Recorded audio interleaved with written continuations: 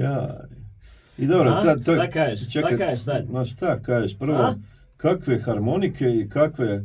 Vi se odmah hvatate u kolo i odmah onaj kao bojac, odmah se to pleše. Dio mi neki ples, ritam, dvokorak, ovo ono. To je himna generacije, nije bitan ritam, bitni su ljudi. Koji ljudi? Svi koji god se nađu na nogama u tom trenutku, tata. Pa vidio sam ja da si ti malo podrhtavala ti je i guzica i ramena, sve ti je podrhtavalo. Šta mi je podrhtavalo? Pa vidio sam ja da si ti hvatao ritam, ali ne želiš priznat. Pa ti znaš da si ti na radio, pa ti pazi, jako dobro šta ćeš reći o svom ocu, da ti ne bi ja džeparac ukinuo ono skroz. Kako ćeš mi ukinuti kad je već, nemam ništa. Lijepo. Ukinem ti džeparac i nemaš ga, eto.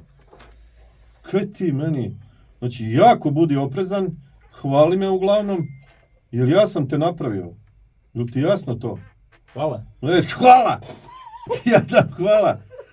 Čuj mene, hvala.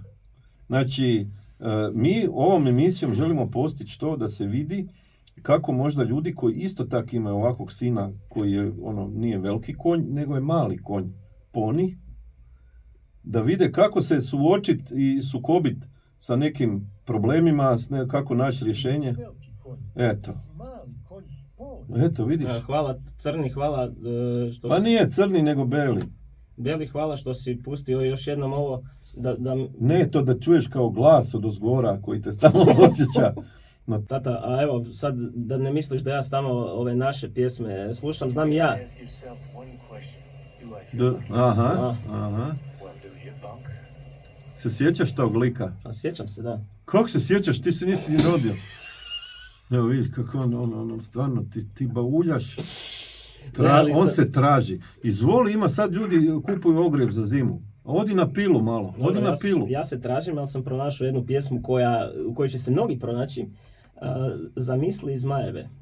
Šta da radim? Zamisli zmajeve. Imagine Dragons. Pjesma se zove Thunder, znači nek zagrmi. Neka grmi. Šare care. Ne ti meni...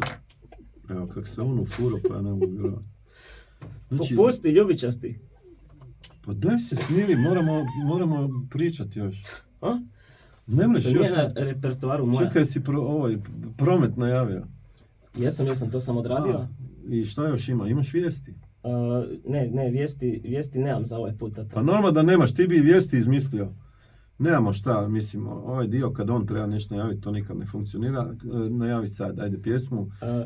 Zamisli zmajeve. Ma zna, na engleskom je pjesma. Imagine Dragons Thunder. Eto. Šare care.